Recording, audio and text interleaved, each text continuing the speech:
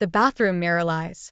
It says I'm fine, flawless mascara, the right pouty but not too pouty lipstick.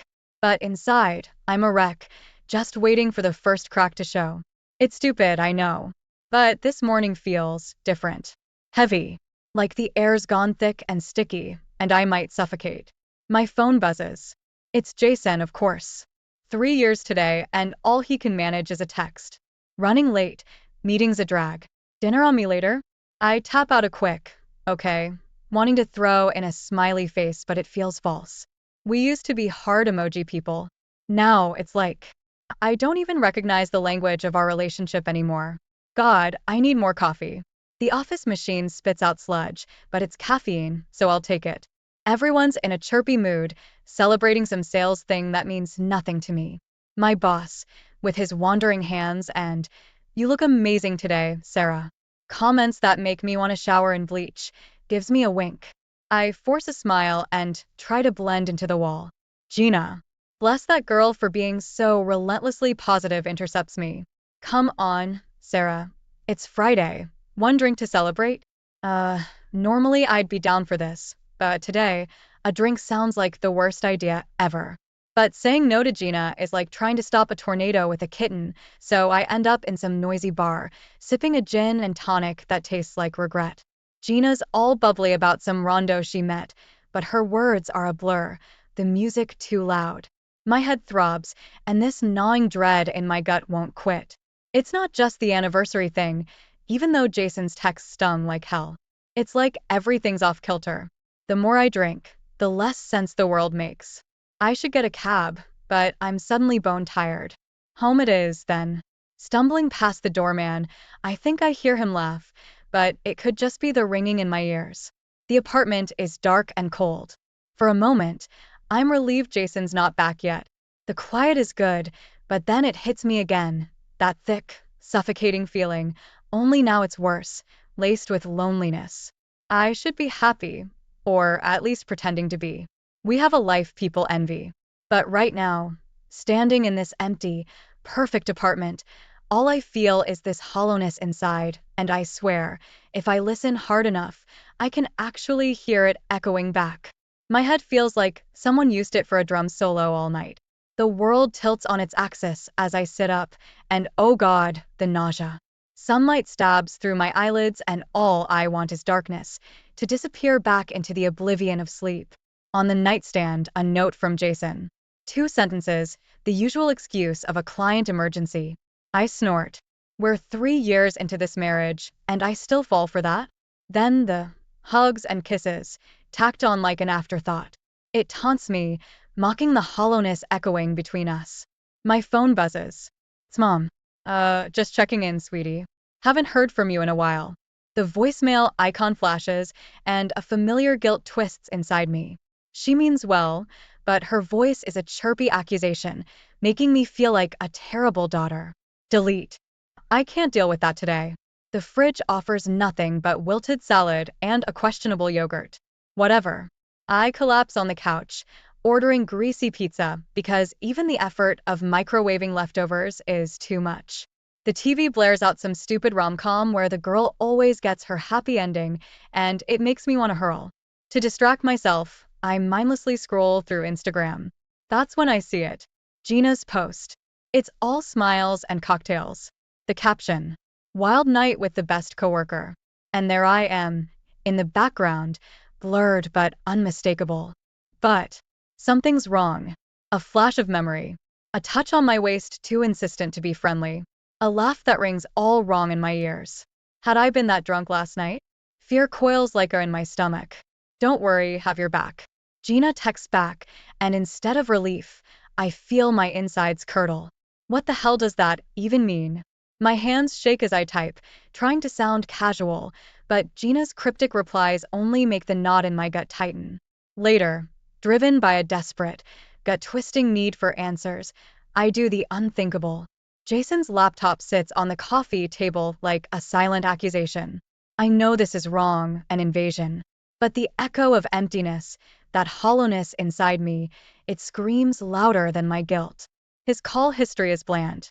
Clients, colleagues, the usual. Emails are nothing revealing. But then, a ping from that stupid hotel booking app. A flash of ice shoots through my veins.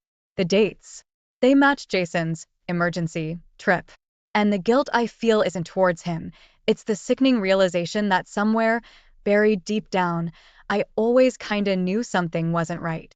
Stepping into the office is like walking into a firing squad. Eyes that were friendly yesterday now feel cold, assessing. Did they know about the photo? Is there a neon sign flashing? Cheater's wife. Above my head? I paced on my best. Everything's fine. Smile. But it cracks under the weight of their stares. Whispers follow me down the hallway. Laughter that cuts off when I turn. The hushed tones like flies buzzing around a rotten piece of meat. My stomach churns, the pizza threatening a return appearance.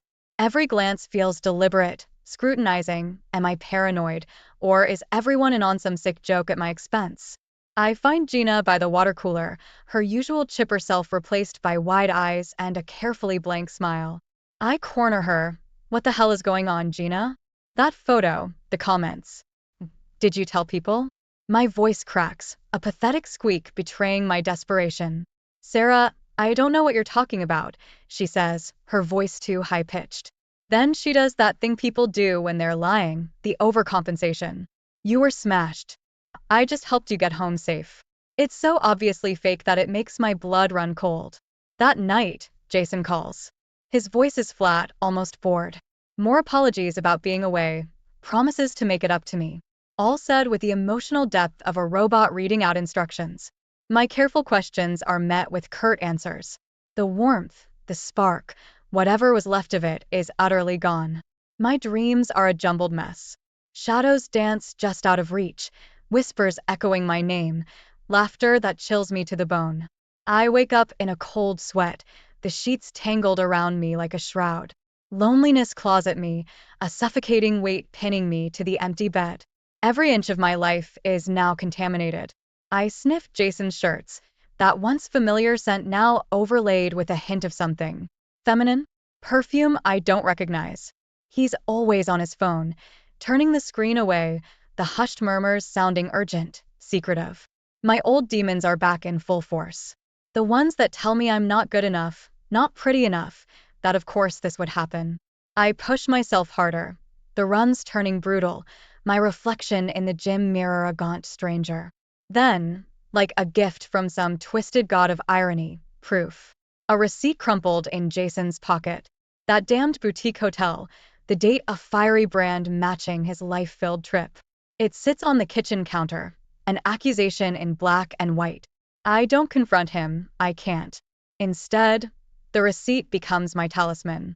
A reminder that the hollowness echoing inside me, it's the damn truth. The world is a smear of colors, sounds, and a throbbing headache that won't quit. I feel raw, exposed, like someone scraped away a layer of me, and what's left is this jittery bundle of shame and desperate need. The suspicion is a living thing now, clawing at my sanity.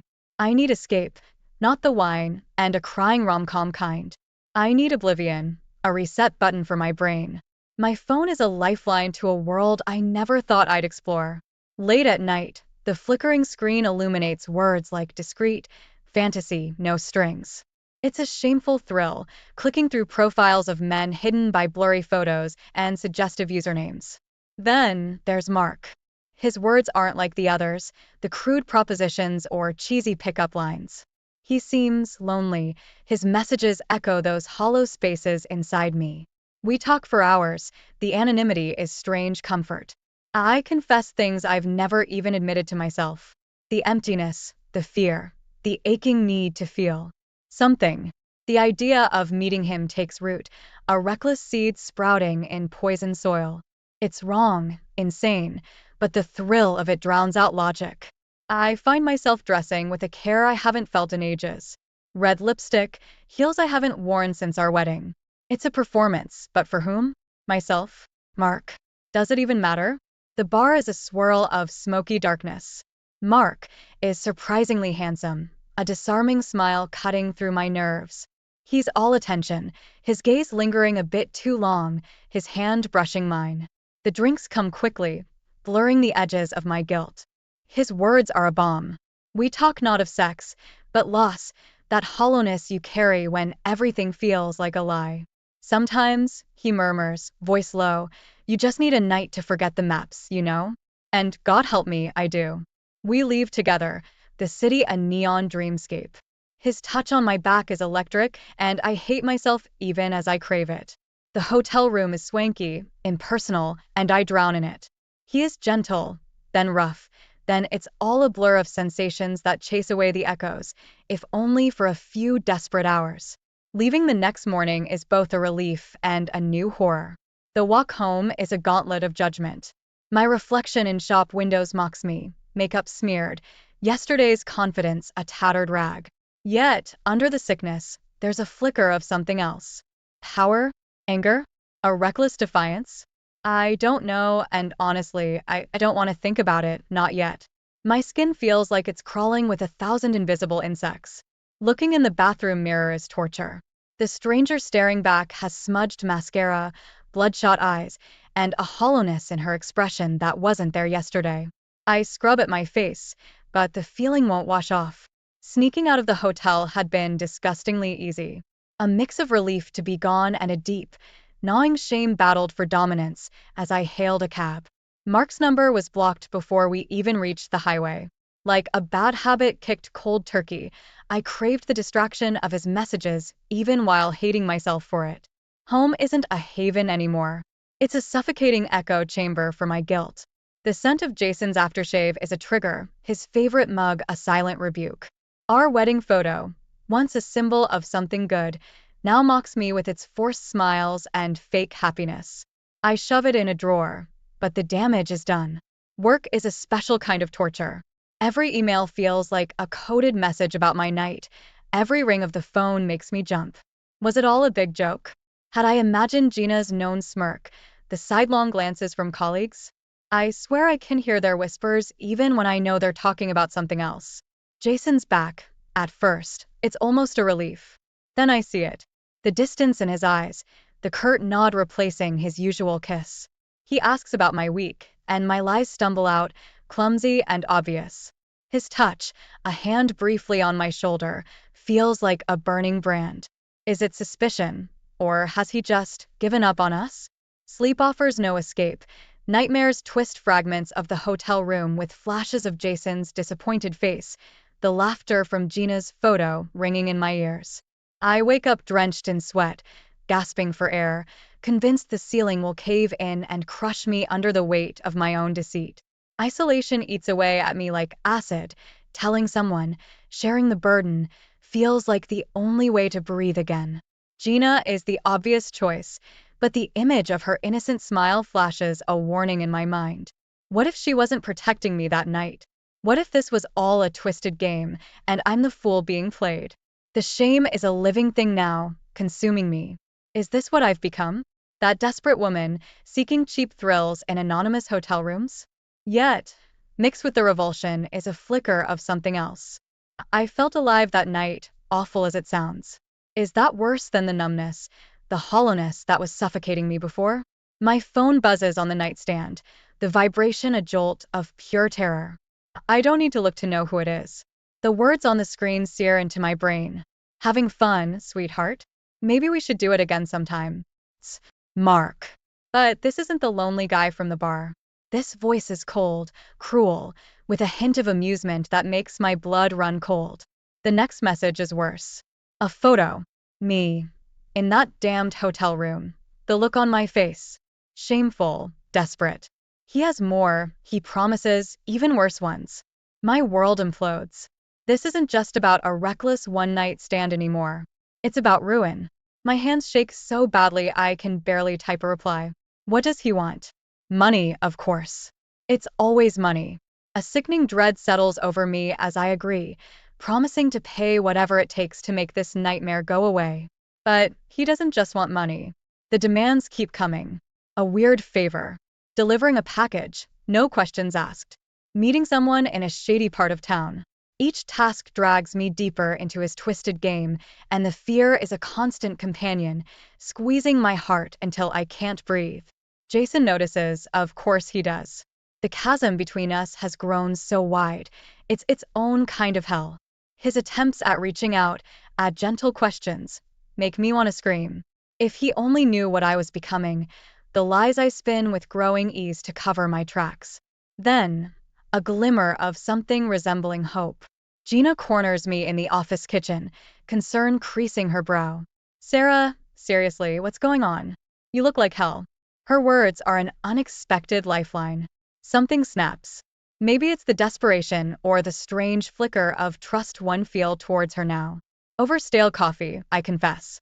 Not about the hotel, that's too shameful, but about the blackmail, the fear, the feeling that I'm being crushed by forces I don't understand. Gina surprises me. There's no pity, no judgment. Just a steely edge to her voice as she says, "Okay, idiot, we're fixing this." Her practical, no-nonsense attitude is a bomb. We make plans, clumsy ones at first, but the act of doing something instead of drowning in fear feels like breathing after being held underwater. Is she a true friend, or did she play a part in this from the start? The suspicion lingers, even as I cling to the only lifeline I have left. I'm living a double life. There's work Sarah, who's all fake smiles and, sorry, gotta take this as I duck into empty stairwells for hushed calls with Gina. Then there's the shadow Sarah, running errands for my blackmailer, heart hammering with a mix of terror and a fury so sharp it burns my insides. Gina's a godsend, I never imagined bubbly. Let's do karaoke. Gina would be hacking into IP addresses and tracing burner accounts like some dark web ninja. While I'm dodging Mark's increasingly bizarre demands, she's digging up his real life. Work emergencies are my pathetic excuse to disappear for hours. Jason watches me with those sad, suspicious eyes. It's torture. I want to scream at him. You have no idea what a real emergency looks like. Each light chips away at the foundation of US, whatever fragile thing was left. Mark delights in his power. Now it's not just cash, it's public humiliation. Picking up a package in a crowded bar, wearing a ridiculous hat. Leaving cryptic notes in places I know Jason sometimes frequents. The shame is a fiery coal burning through me. But with each encounter, a cold anger replaces the fear. I start paying attention. The way he moves, his nervous laugh, the too bright blue of his eyes. I log it all, feeding Gina fuel for her digital fire. And then, breakthrough. I've got a name. Gina whispers during one of our panicked coffee breaks, a triumphant gleam in her eyes. It's not some random sleaze, Sarah. It's someone closer, potentially someone you know. My world tilts sideways. Someone I know. My mind races through suspects. Angry clients? Slimy coworkers? But Gina doesn't have all the pieces yet, only fragments of an identity she's carefully assembling. The waiting is worse than the knowing. Each text from Mark, every ridiculous task, takes on a new dimension. I scrutinize everyone colleagues, the barista who smiles too widely, even a grumpy-looking man on the bus. Is one of them the monster behind the mask? The suspicion seeps back home. An offhand comment from Jason, a casual question, and my mind races. Does he know? Is he playing some twisted game of his own? The once familiar landscape of our apartment seems littered with traps, every shadow a potential accusation. Gina's working overtime, piecing together digital crumbs. I'm fueling her frantic search with my own obsessive observations. It's a desperate bid to reclaim some shred of control, turning the hunted into the hunter. Though, even if we expose him, then what? The destruction he's wrought on my life, my marriage. Can that ever be undone? The park bench is cold, the sun doing nothing to chase away the chill that's settled deep in my bones. But it's not fear I feel now, it's a strange, simmering rage. Part of me still can't grasp that I'm meeting my tormentor, the architect of my private hell, in broad daylight. He's late, of course. Power flex, making me wait. When footsteps crunch on the gravel, I don't look up. Let him sweat a little. Then, the voice, the one I hear in nightmares. Well, finally getting smart, sweetheart. I spin around and the world explodes because it's Ben, Jason's best friend since childhood. The guy who's been a fixture at every birthday, every holiday, every casual dinner in our home. Bile rises in my throat. You, I choke out. He just smirks, that arrogance I never noticed before oozing out of him. Disgust twists inside me, a sickening mix of revulsion and a blinding fury. He lays it all out. The petty jealousy festering for years, the resentment of Jason's perfect life, and his sick satisfaction in tearing it all down. His focus on destroying me, in particular, makes my skin crawl. Then, the flashback hits. Christmas party, Ben's hand lingering too long on my back. The accidental brush-ups in the kitchen. Jason's birthday. Ben's eyes hot on me as I laughed at a joke. It's all there, hidden in plain sight, the twisted puzzle pieces finally coming together. Ben's still gloating, thinking I'm broken. I put on my best act, play the scared, desperate woman. Inside, though, I'm ice-cold focused. Okay, Ben, I say, my voice shaking just enough. I'll get you more money. But I need a day or so. His ego swells. The bait is taken. I hand him the envelope Gina so carefully prepared. Fake cash with a tracker Gina built in, our little sting operation. As he greedily checks the contents, I dial 911, keeping my voice a terrified whisper, describing a robbery in progress. Then it's a flurry of blue uniforms. Ben's confusion, his shock, it's almost comical. Gina times it perfectly. Hacked traffic cam footage plays on the officer's phone, showing Ben dropping blackmail notes, delivering suspicious packages. The look on his face when he finally comprehends the trap is almost worth the hell he's put me through. The aftermath is a blur. Ben hauled away, screaming accusations of a setup. Gina by my side, a whirlwind of efficiency as she talks to the cops, her bubbly persona a steel shield. And me, feeling strangely numb. Is this what justice feels like? It's not a joyous victory. It's more like staring at the ruins of a house after a hurricane, knowing you have to rebuild, but not yet certain how. The police station is a blur of fluorescent lights and stale coffee. I've lost track of how many times I've told the story, first to the cops at the park, now to this grim-faced female detective. Ben's rants about me setting him up fade into background noise against the pounding in my head. Then comes the moment I'd been dreading. The detective looks up and says, "We need to bring your husband in." Jason arrives, looking like he's aged 10 years in the past few hours. I watch his face shift from confusion to shock to a cold, gut-wrenching understanding. The confession spills out of me. Not dramatic, just exhausted. The hotel, the blackmail, Ben, every shameful piece of the puzzle. Jason doesn't rage. It's worse. It's the chilling emptiness in his eyes that breaks me. Our living room feels like a stage for a bad play. His voice is hoarse. "Not just Ben, Sarah. You lied to me." Each word is a hammer blow. My apologies sound pathetic, even to my own ears. We spiral through the same circles of blame and betrayal, and with each turn, the distance between us stretches into an uncrossable void. He looks around at the space we built together, and it's like he's seeing it for the first time. "All the holidays we had him here," he mutters. The unfinished sentence is more brutal than any accusation. We both know there's no fixing this, no going back. Gina, once again, is my lifeline. She takes over when I'm too numb to function. Lawyers, logistics, cutting through the red tape of divorce proceedings with a ruthless efficiency that's both alien and comforting. A strange sisterhood forged in the wreckage, I guess. The move is brutal, from our house, full of memories both good and now bitterly tainted, to a tiny studio apartment that echoes with its emptiness. Each unpacked box is a weight crushing my already fragile spirit. News trickles through about Ben, charges filed, bail denied, a very public fall from grace. In a normal world, I might feel vindicated, but all it is another echo. More destruction, different flavor. Sleep offers no respite. It's either nightmares that jolt me awake, gasping for breath, or a crushing exhaustion that makes even getting out of bed an act of will. Gina forces food on me, drags me out for walks when the crushing apathy threatens to swallow me whole. Is this rock bottom?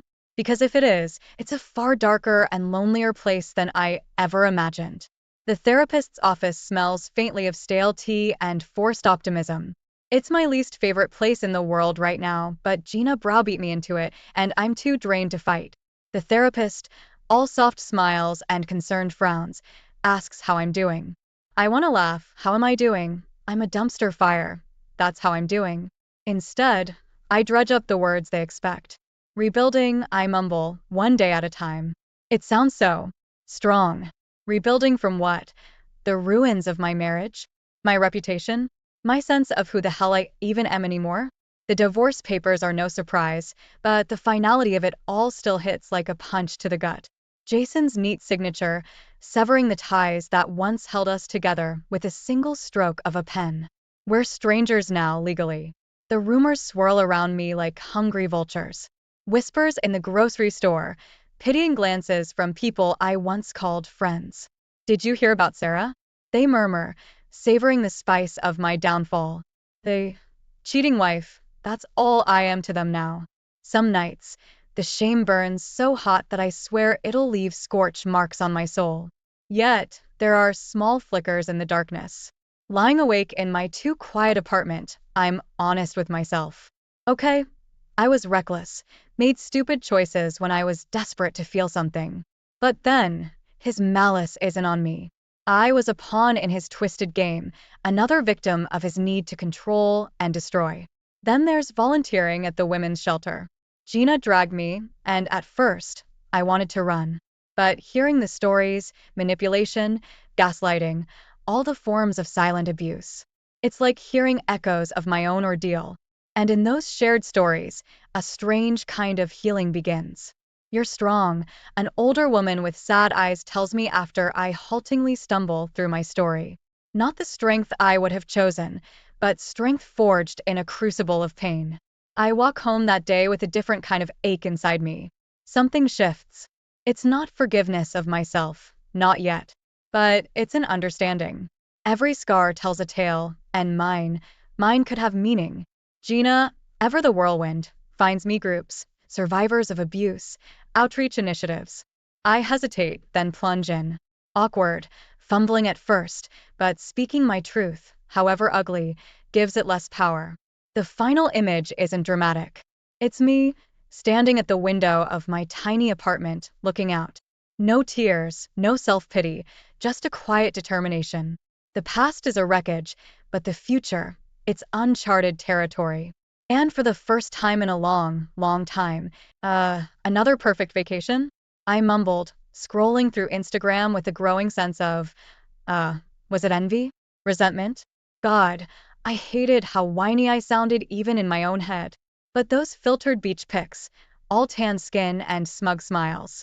It was a stark contrast to my Tuesday morning reality of soggy cereal and an overflowing laundry basket. Mark practically inhaled his dinner between calls. Sorry, babe, you know how it is. Big project. He kissed my cheek, leaving the faint scent of too strong aftershave and a whole lot of stress. Mark worked hard, a fact he was constantly reminding me of, and I should feel grateful. I did, kinda. But tonight, I also felt this nagging irritation I couldn't quite put my finger on. Volunteering at the school bake sale should have been a mindless escape. Yet, when Jake, hot dad of one of the kids, always with a crooked grin, asked, "Any chance I could buy you a drink sometime?" It felt like a lifeline tossed right when I was starting to drown in routine. Okay, maybe I was projecting a little. Still, a week later, sitting in that dimly lit bar, Jake's laughter felt like sunshine breaking through the Seattle gray I carried around inside. It was just drinks, nothing serious. I told myself that repeatedly, like if I said it enough, it would magically erase the fact that I was hiding it from Mark. The problem was, the more I saw Jake, the more I wanted. Every text was a thrill, every stolen kiss in his car a delicious secret breaking up the dullness of my perfectly normal life. I was on a roller coaster, but with the dips getting steeper and the rush turning into a kind of desperation I wasn't sure I liked. Jake's hand on my thigh was getting uncomfortably insistent. "What about Mark?" he whispered. For a second, guilt iced over me, then it melted just as quickly. Didn't I deserve some fun? A little harmless excitement just for me. Only the harmless part was starting to feel like a lie I was telling myself. Mark had noticed the late nights, my distracted smiles hidden behind my phone screen. "You seem different lately," he'd said, and his tone wasn't accusatory, more perplexed. I'd snap back about his long hours, deflecting like a pro. Each new lie felt like a shard of glass in my gut. Then Jake started talking about us. Not just sneaking around, but a future. I froze. I wasn't divorcing Mark. This was just a detour. But what if this detour led straight off a cliff? I had no clue what to do, torn between an electrifying wrongness and a guilt-ridden reality. Suddenly, Jake's smile looked predatory, not flirty. Was I an idiot for not seeing it sooner? When he leaned closer, whispering, "You want this, Sarah?" I didn't feel that fire anymore. Just fear. The next morning, I woke up with a pounding headache and an even worse feeling in my stomach. "No more," I told Jake with a firmness I didn't entirely feel. His answer was an icy, "Are you sure that's wise, Sarah?" That one sentence was enough to send me spiraling. The threat hung between us, unspoken but thick as smog. Was it a bluff? Jake didn't seem dumb enough to blackmail me outright, and who would he even tell? Then again, if he was as crazy as I suddenly suspected, reason flew right out the window. At home, every creak of the floorboards had me flinching. Mark went about his day, oblivious as ever, and the crushing weight of my secret became physically painful. We were two people living in different realities. Only mine felt like a haunted house. "Family picnic this weekend?" Mark mentioned offhandedly. I faked a smile, dread twisting in my gut. Days trapped with no escape route, having to play the happy wife when I felt like I was unraveling. All it would take was one look from Jake, one knowing smirk. Panic attacks became my new normal. A call with no one on the other line, a misplaced coffee mug. Was Jake messing with me? Or was the guilt consuming me, making me see threats where none existed? It felt like a sick game, and I was catastrophically bad at playing it. Mark's gaze lingered a second too long when I fumbled for an excuse for my dark circles. Did he suspect something? Maybe he'd noticed the missing money I desperately hoped Jake would assume was hush money. I hated the person I was becoming, liar, thief, paranoid mess. Wine became my only relief. One glass turned into three, the buzzing in my head a temporary reprieve from the constant terror. Until, one shameful night, Mark found me slumped on the couch, an empty bottle evidence of my pathetic attempt at self-medication. His disappointment was worse than any screaming match. It was the quiet, sad pity that broke me. I tried to confront Jake, to demand he leave me alone. He laughed, a nasty sound. "We both know it didn't start with me, Sarah." Was he right? Was I looking for a way out of my life before he even stepped into the picture? The idea was so horrifying, I shoved it right back down. Sleepless nights, botched tasks at work, snapping at my son with the slightest provocation, the guilt curdling into self-loathing. This was what I deserved, right? An endless cycle of misery fueled by my own weakness. And then it came. The note slipped under our windshield wiper, Jake's loopy scrawl unmistakable. "Miss me yet?" That's when the fragile threads holding me together snapped. Did I go to Mark, fall on his mercy, expose both my sins and risk shattering everything we had? But how much of that, everything, was even real anymore? Mark looked at me with something colder than anger. Was it disgust? Calculation? I should have been begging, pleading for forgiveness. But a shameful sliver of relief washed over me as he spoke. "We're done, Sarah. There's nothing left to discuss." He wasn't yelling. No tearful accusations. Instead, he was a lawyer again, the courtroom his domain. He laid out the terms. The house was his. Custody would be shared but with heavy limitations on my part. Alimony would be adequate, let's say. I sat there numb, signing away the life I had systematically destroyed. Word spread like wildfire. "Did you hear about Sarah?" The whispers slithered through the grocery store aisles, laced with gleeful judgment. Mothers who'd shared playdate snacks now scurried away under the pretense of forgotten items. My own parents, oh, the shame I brought raining down on them, were a hurricane of disappointment and "I told you so"s. I became a cautionary tale, a small-town pariah. Then came the vanishing act. Jake was gone. No more texts, no chilling notes. It should have felt like a win, yet his absence was a nagging reminder of my utter stupidity. Had he always planned this? Seduce a bored housewife, extort some cash, and skip town? I spiraled into internet searches, self-flagellation disguised as information gathering. The custody hearing was brutal.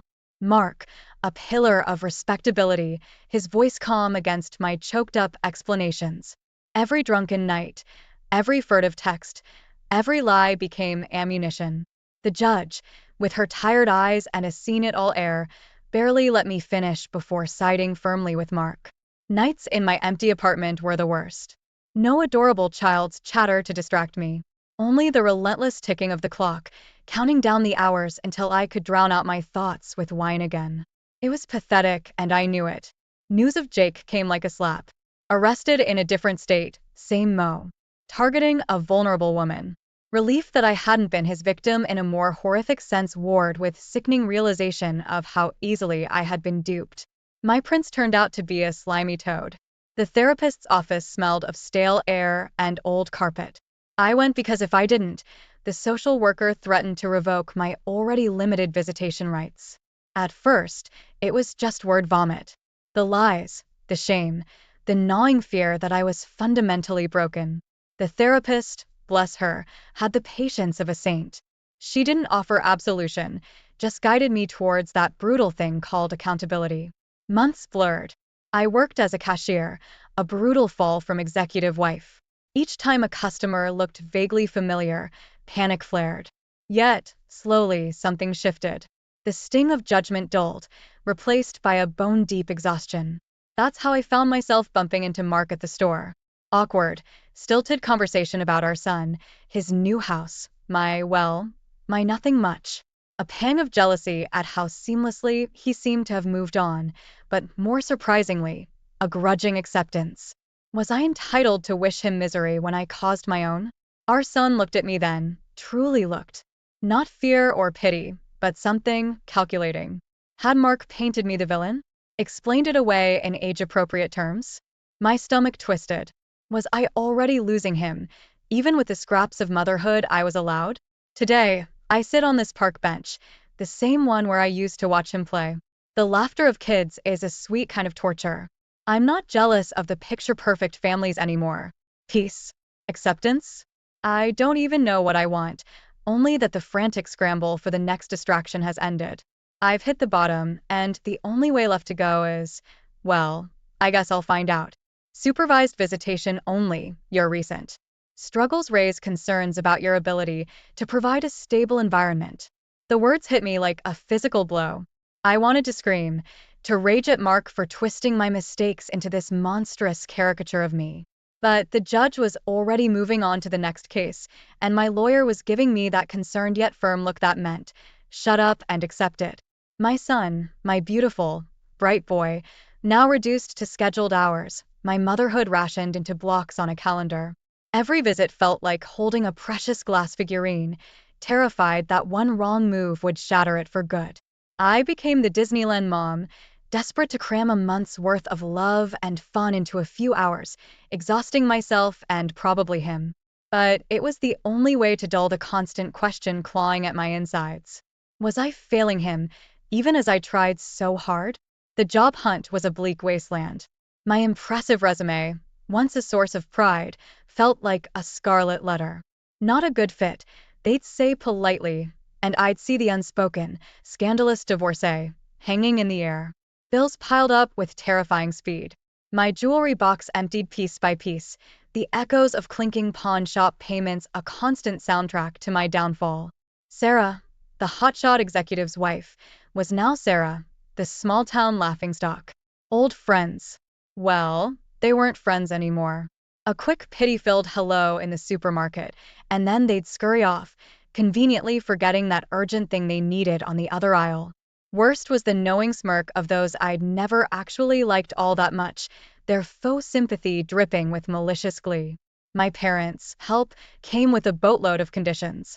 Move back in with them until you sort things out. Darling, curfew, safety first, and mandatory work in their bakery. Every honest day's work is a blessing. The sting of retreating to my childhood bedroom defeated me more than the divorce itself. The bakery, my prison of flour and judgmental whispers.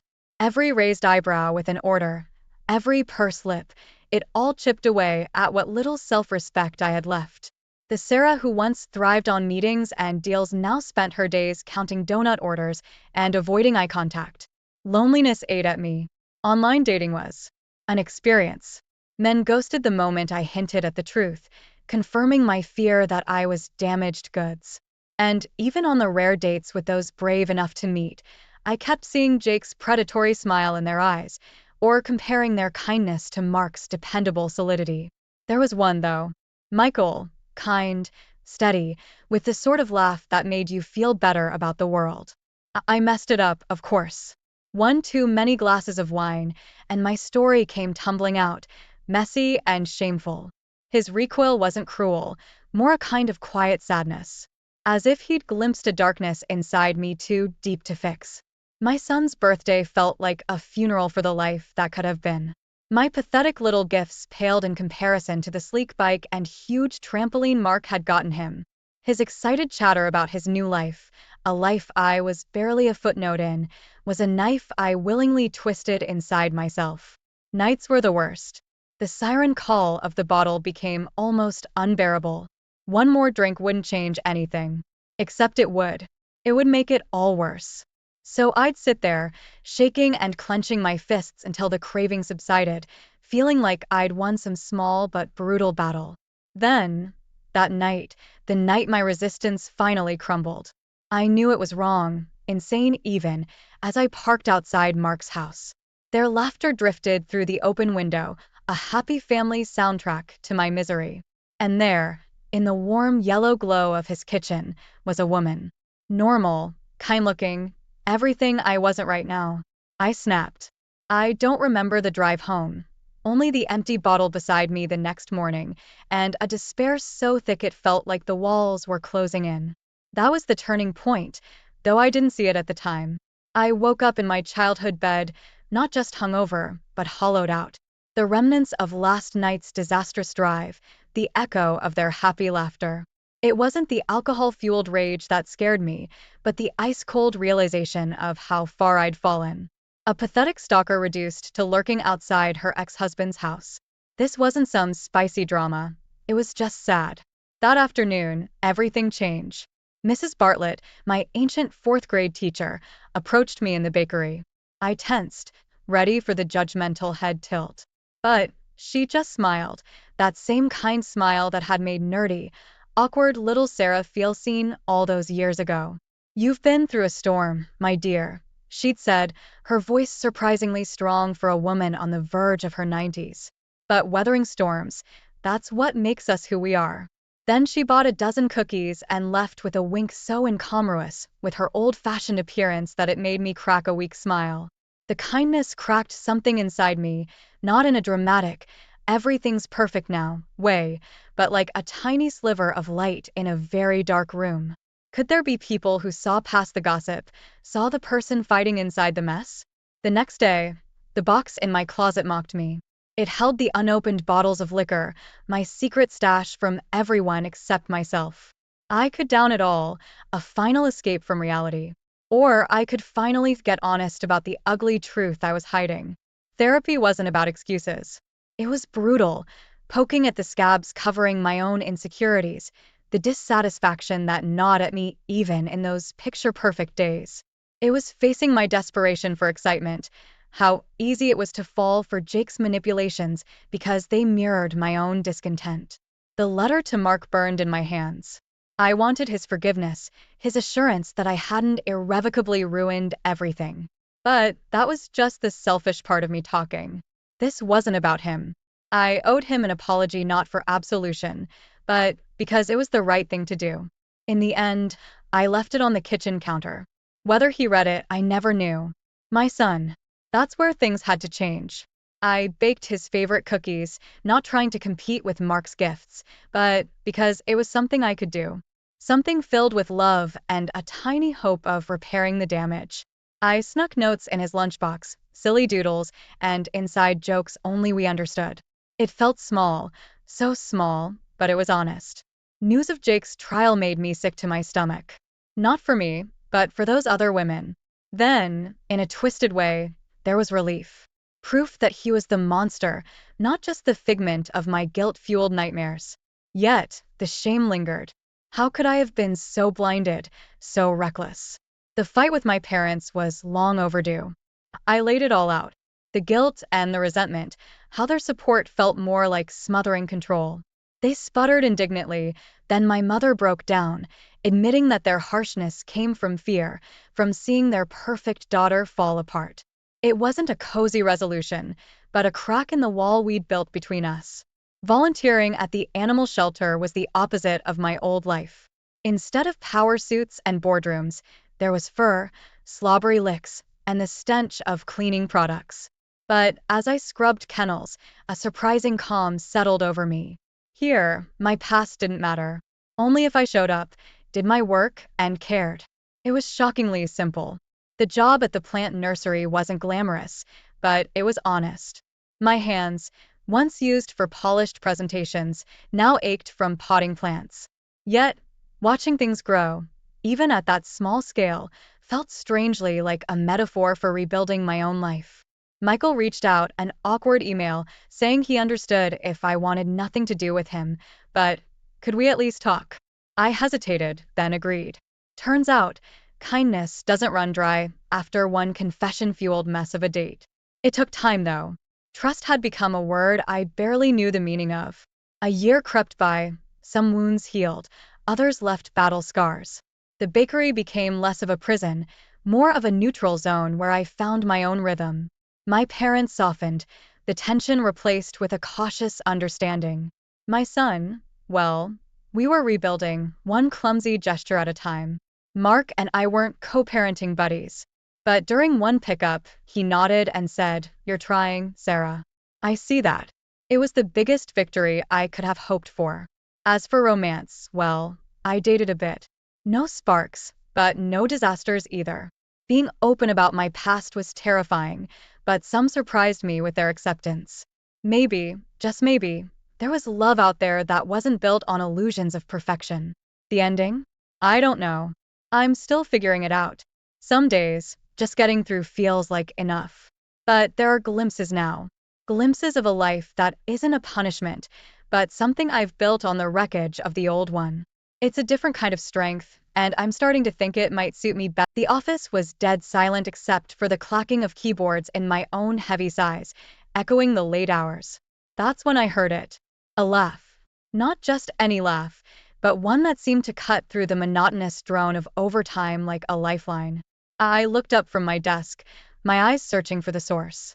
It was Alex, the new hire, surrounded by a few colleagues who seemed just as enchanted by his charisma. My phone buzzed with a text from Mike, my husband, sending his usual goodnight wishes. I typed a quick love you back, my mind still on the laughter that felt like a jolt of electricity in the all-too-serene office air. The next day, as I fumbled with the coffee machine, trying to coax it into giving me my much-needed dose of caffeine, Alex appeared beside me. "Trouble with the machine?" he asked, a playful note in his voice. "Just the usual morning battle," I replied, managing a smile. Then it happened. The coffee machine sputtered, sending latte splashing all over the counter and, embarrassingly, on my hand. Alex laughed, that infectious sound again, and I couldn't help but join in. "Let me get you a new one," he offered. And I nodded, thinking nothing of it. Just friendly office camaraderie, right? Lunchtime rolled around, and a group from the office decided to hit the new bistro down the street. Alex ended up sitting next to me, and somehow we landed on the topic of music. Indie music, to be precise. Our shared passion was surprising, and as the conversation flowed, I found myself ignoring a call from Mike. I'd just tell him the bistro was too loud, I reasoned, pushing away a twinge of guilt. Coming home that night to a sleeping Mike, I noticed his missed call again. The guilt sharpened, but I quickly shoved it aside. It was just a missed call, after all. Nothing to worry about. But then, the texts with Alex started. What began as work-related chats soon veered into the territory of shared jokes, music recommendations, and even personal anecdotes. I found myself deleting the messages, not because I had anything to hide, but to keep my phone organized, I told myself. It was at a work dinner when I realized the extent of my fascination with Alex. We talked nonstop, barely noticing anyone else around us. His stories of spontaneous road trips and music festivals painted him in a light so different from Mike's steady, predictable nature. The comparison sent a thrill through me, one I wasn't sure I wanted to examine too closely. Then came my birthday, and with it, a gift from Alex. A vintage vinyl from one of my favorite indie bands. It was thoughtful, personal, and something Mike would never think to get me. Hiding it felt like a betrayal, yet the thought of explaining it to Mike filled me with unease. He wouldn't understand, I convinced myself. Each of these moments, seemingly small and inconsequential, wove a thread of excitement and doubt through my life. The late night laughs, the spilled coffee, the shared interests, they all added up, tipping the scales toward a path I never intended to take. As I lay in bed that night, listening to Mike's steady breathing, I couldn't shake the feeling that I was standing on the edge of something irreversible. The thrill of new connections, the guilt of secrecy, and the comfort of my marriage with Mike blended into a confusing mix of emotions. Yet the pull of this new flame, Alex, was undeniable, even as I questioned what it meant for my future. The phone buzzed against the silent backdrop of our bedroom, slicing through the stillness like a knife. It was Alex. And though a part of me screamed it was too late for any decent conversation, curiosity won. Mike, deep in sleep beside me, remained undisturbed as I tiptoed out, answering the call with a whispered, "Hey, everything okay?" Alex's voice, laced with frustration over a derailed project, filled the dark hallway. I needed someone to talk to, he admitted. And somehow, that vulnerability tugged at me. We talked, 1 hour blending into the next, and as I finally clicked the end call button, the dawn was creeping in. A connection had been forged in those quiet hours, one that left me questioning the solidity of my feelings for Mike. The next day, the lie slipped out almost too easily. Work swamped. "I'll be late tonight," I texted Mike, ignoring the twinge of guilt. The thrill of sneaking around to meet Alex for drinks felt like a jolt of electricity, breathing life into a part of me I hadn't realized was dormant. Our meetings grew more frequent, and with each secret encounter, I found myself drifting further from Mike and deeper into what I was starting to accept as an emotional affair with Alex.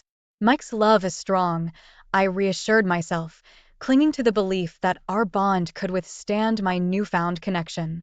But then, one night, everything changed. The air between Alex and I, charged with unspoken tension, finally sparked into a kiss that felt inevitable. As I pulled away, the reality of what had happened hit me. "It's just a one-time mistake," I rationalized, but the line I had crossed was clear, and there was no turning back. The affair escalated quickly after that. Each stolen moment with Alex was a mix of exhilaration and guilt. I convinced myself I could juggle both relationships, that the thrill of being with Alex didn't diminish what I had with Mike, but the balance was precarious. Then came the close call. A message from Alex popped up just as Mike glanced at my phone. My heart stopped, but I laughed it off, managing to divert his attention. The risk of our secret being discovered was becoming all too real, and yet, I couldn't bring myself to end things. Guilt began to gnaw at me, especially in moments when Mike looked at me with unwavering trust. Am I making a mistake? The question lingered, but every time I looked into Alex's eyes filled with passion and promise, I pushed my doubts aside. The obsession with what Alex and I shared clouded my judgment, silencing the voice inside me that knew this path could only lead to ruin. The moment my phone lit up with another message from Alex, I felt the now familiar surge of adrenaline, but this time it was chased by a pang of dread that I couldn't shake off. I glanced at Mike, sleeping soundly beside me, and slipped out of bed to take the call in the privacy of our bathroom. "Hey, we need to be careful," I whispered into the phone, the urgency in my voice a reflection of the growing knot of anxiety in my stomach. Alex's response was lighthearted, a stark contrast to my growing unease. "Why? The thrill is part of the fun, isn't it?" he teased, but I wasn't in the mood for jokes. The next day, my friend Jenna caught me off guard. "You're playing with fire," she said over coffee, her gaze piercing. "I've noticed how distant you've become. What's going on?" I brushed her off with a laugh that sounded more hollow than I intended. "You're imagining things," I lied, feeling the weight of my deceit heavier than ever. The lies started piling up, each one more elaborate than the last. Work trips, late meetings, sudden emergencies. I spun them all, trapping myself in a web of my own making. Each lie was a brick in the barrier I was building between Mike and me, and with every word, I felt more lost. Mike's suspicion was inevitable. One evening, he looked at me with a mix of confusion and hurt in his eyes. "Is there someone else?" he asked, the directness of the question cutting through me like a knife. "No, of course not," I lied, forcing indignation into my voice. But inside, I was reeling, hurt by his lack of trust, and terrified that he might see through my facade. Alex and I grew reckless, our secret meetings becoming more daring, more public. The risk of being caught added an intoxicating edge to our affair, blinding us to the consequences. Then came the day Mike found a hotel receipt in my jacket. The hurt in his eyes was a physical blow, and I scrambled for an explanation, claiming it was for a surprise getaway for us. The lie tasted bitter, a stark reminder of the distance between the truth and the reality I was living. I confronted Alex, asking him to dial back, to be more careful. But his attachment had grown, and he pushed for more. "Leave him," he urged, but I was paralyzed, caught between the rush of new affection and the deep, enduring bond one had with Mike. Mike's investigation into my stories was thorough, his actions driven by a desperation I hadn't seen in him before. He checked my phone bill, and the repeated calls to the same number were a damning evidence I couldn't explain away. Each step of the way, I was losing myself, my moral compass spinning out of control.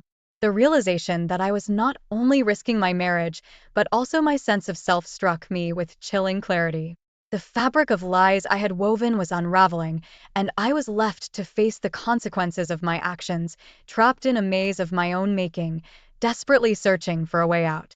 The night air was thick with unease, the kind that clings to your skin and burrows into your heart, as I stood at the crossroads of my life, phone in hand. Alex's voice was clear, decisive, cutting through the silence like a verdict. "I can't do this anymore," he said, his ultimatum hanging between us like a guillotine. "It's me or him." My heart pounded against my chest, a prisoner wanting to escape.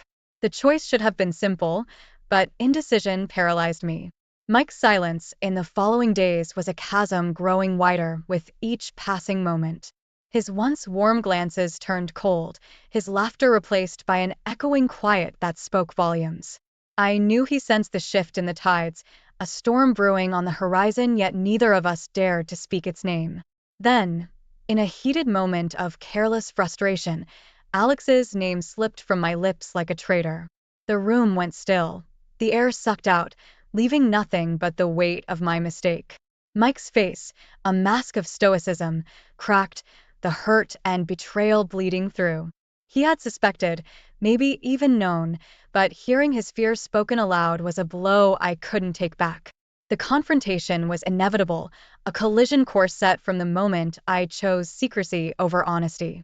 Mike laid out the evidence he had collected, a mosaic of lies and deceit, the hotel receipt, the late-night calls, the whispered secrets. I stood there, a defendant in the court of his heart, guilty as charged. His eyes, once filled with love, now bore into me with a pain so raw it threatened to tear me apart. "How could you?" he asked, a simple question that unraveled me. I begged for forgiveness, for a chance to mend the tapestry of our life together that I had so recklessly torn. But as the words fell from my lips, they felt hollow, too little too late. Mike's silence was a gavel falling, sentencing me to the reality of my actions. Leaving our home was like walking through a dream, each step heavy with the gravity of my choices. The finality of packing a bag, of closing the door behind me was a chapter ending. I sought refuge in Alex's arms, but the sanctuary I hoped to find was a mirage. The excitement that once fueled our secret rendezvous had evaporated, leaving behind the bitter taste of reality. Alex's admission was the cruel twist of the knife.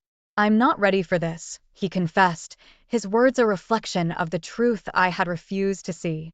The chase, the thrill of the forbidden, was all it had been for him. And there I was, Caught in the aftermath of a storm of my own making, my heart a casualty of a war I never should have started. The realization hit me then, a sobering clarity amidst the chaos. I had gambled everything for a mirage, losing myself, losing Mike, in the pursuit of a happiness that was never meant to be mine.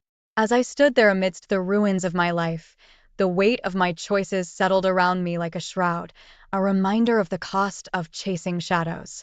The phone's glare pierced the darkness of our bedroom, a silent herald to the chaos that was about to unfold. Hey, it's me. Alex's voice was a lifeline, pulling me from the edge of sleep at an hour when the world whispered secrets meant to stay hidden. We talked until the night bled into dawn, a conversation that felt like a revelation. I lay there, Mike's steady breathing a contrast to the storm raging in my heart, wondering how a connection forged in the quiet hours could feel more real than anything I'd shared with my husband in months. The first lie slipped out easier than I expected. Mike, I'm swamped at work. Don't wait up, I said, my voice steady despite the tremor of excitement at the thought of seeing Alex again. The guilt was there, a shadow at the edge of my joy, but it was easy to ignore when the thrill of secrecy felt like being alive again. Our meetings grew from occasional drinks to regular confessions of our deepest fears and desires. With every shared secret, I felt myself slipping further from Mike and deeper into this emotional abyss with Alex. I convinced myself that Mike's love was strong enough to weather my need for something more, something that sparked a light in parts of me I'd forgotten existed. Then came the kiss. It was a mistake, a moment of weakness fueled by too many drinks and too much longing, but it felt like crossing an invisible line from which there was no return. I justified it as a one-off, a slip, but the lie tasted bitter on my tongue. The affair became physical, a secret dance of longing and guilt. I was torn between the exhilarating rush of new love and the steady warmth of the life I'd built with Mike. I told myself I could keep both, balance them on the edge of a knife, without ever having to choose, but the close call with Mike, the almost discovery of a text from Alex, jolted me awake. The risk of losing everything became real, tangible in the way Mike's eyes narrowed, not quite believing my hasty lies. The trust that had been the bedrock of our marriage was cracking, and I was the one wielding the hammer. Guilt began to gnaw at me, a relentless reminder of the betrayal hidden behind my smile. Mike's trustful eyes haunted me, whispering questions of what I was becoming, what we were losing, yet the obsession with Alex, the intoxicating rush of our stolen moments, pushed those doubts aside, drowning them in a sea of justification and desire. The narrative unfolded with the inevitability of a Greek tragedy.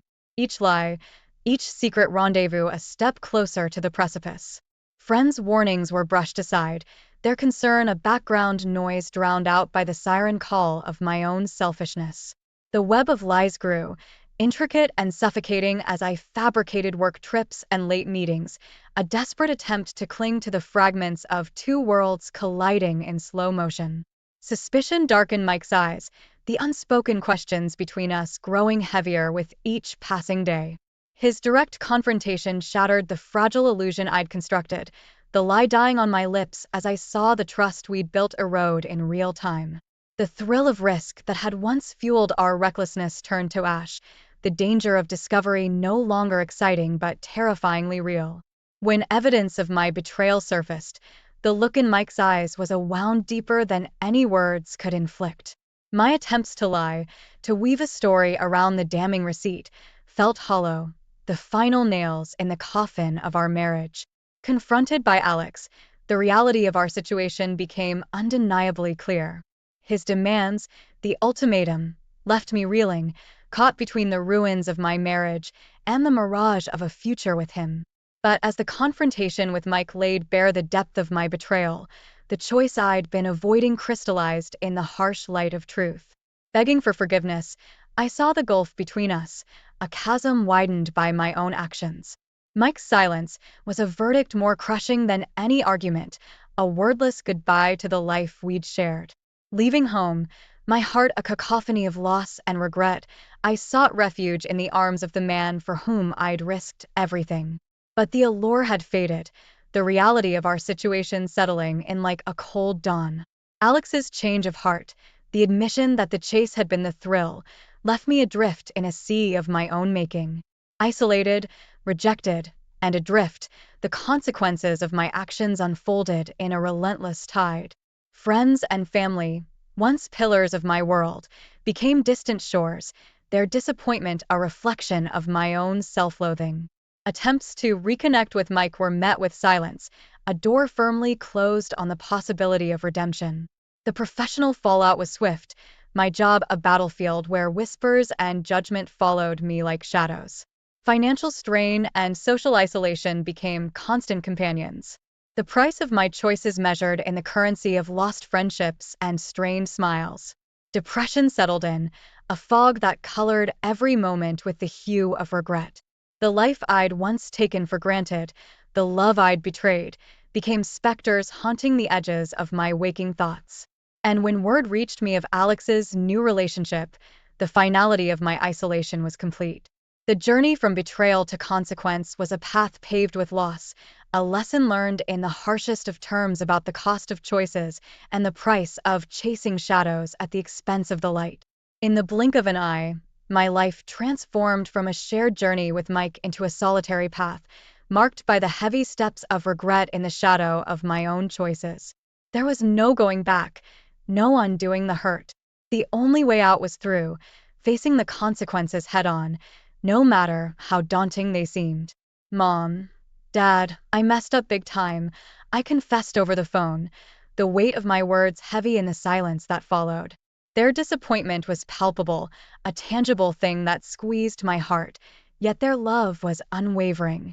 You can come home, my dad's voice cracked, a testament to the pain and support mingled in his words. They didn't condone my actions, but they stood by me, a lighthouse in the storm that had become my life. Mike's decision to file for divorce felt like a physical blow, each document a stark reminder of the love we once shared, now irreparably fractured. Signing my name on the dotted line was akin to closing the book on a chapter of my life I'd never wanted to end. The finality of it left me breathless, adrift in a sea of what-ifs and if-onlys. The process of moving out was a slow torture. Each item I packed away a memory, a shared moment, a piece of a life I had taken for granted and ultimately destroyed. The empty shelves, the bare walls, they all whispered of a happiness that was no more. Seeking therapy was a step towards healing, a way to sift through the wreckage of my choices and understand the why behind them. It was in those sessions, in the safety of the therapist's office, that I allowed myself to feel the full weight of my guilt, to confront the pain I'd caused Mike, and to begin the slow process of forgiving myself. The fallout at work was swift and merciless. Rumors and whispered judgments followed me until the day I was let go, a casualty of a scandal of my own making. The professional respect I had worked so hard to build crumbled to dust, leaving me to face the daunting task of starting over. Starting over meant moving to a new city, taking a job that paid a fraction of my previous salary, but it was a chance to rebuild, to prove to myself, if no one else, that I could rise from the ashes of my past mistakes. The work was hard, the days long and filled with challenges, but it was honest, a step towards redemption. Yet it was the nights that proved the hardest to endure. Alone in my small apartment, the silence was a constant reminder of the life and love I had lost. Memories of Mike, of our time together haunted me, a ghostly presence that filled the space with echoes of laughter and whispered promises now broken. The depth of my mistake, the realization of the pain I had caused settled around me like a shroud, a constant companion in my solitude. Through the pain, the loss, and the loneliness, I clung to the hope that this was not the end of my story, but a difficult chapter on the path to finding myself again. The road to redemption was long, paved with hard truths and harder lessons, but it was a road I was determined to walk, one step at a time, towards a future where I could look in the mirror and recognize the person staring back at me. The moment I stepped into the therapist's office, it felt like I was finally facing the music, loud, discordant, and impossible to ignore. I'm here because I've made a series of choices that hurt the people I love. I admitted, my voice barely above a whisper. but in that space, it echoed like a shout. The divorce papers arrived like a delayed echo of my own failings. Signing them was surreal, each strokes of the pen a reminder of the love I'd squandered. The finality of it was a cold splash of reality. Mike and I were done, and there was no undoing the damage I'd caused. In the aftermath, I clung to the shards of my shattered life, each piece a lesson in pain and consequence. I'll never let myself hurt someone like that again. I promised into the emptiness of my apartment, a vow to myself more than anyone else. My steps forward were tentative, each one a battle against the tide of memories and regrets. I started a journal, pouring my thoughts and lessons onto the pages, a tangible record of my journey from betrayal to self-awareness. The path was lonely, every step a reminder of the life I'd upended. But with each day, I grew a little stronger, a little more resolute. Hearing about Mike's new relationship was like reopening a wound I thought had begun to heal. The news came through the grapevine, an offhand comment that felt like a punch to the gut. "He's moved on," they said, and I realized the depth of my loss. Mike's happiness was a bittersweet reminder of the love we once shared, now just a memory tarnished by my actions. Rebuilding bridges with friends and family was like navigating a minefield of distrust and disappointment. "I'm sorry" became my mantra, a phrase I offered freely but knew would take time to truly be accepted. Trust, once broken, demanded more than words to mend. Acceptance was a bitter pill, each swallow a step towards acknowledging the role I played in my own downfall. "This is on me," I confessed in therapy, the words a heavy but necessary admission. Acceptance didn't dull the pain, but it offered a starting point for forgiveness, first of myself, and then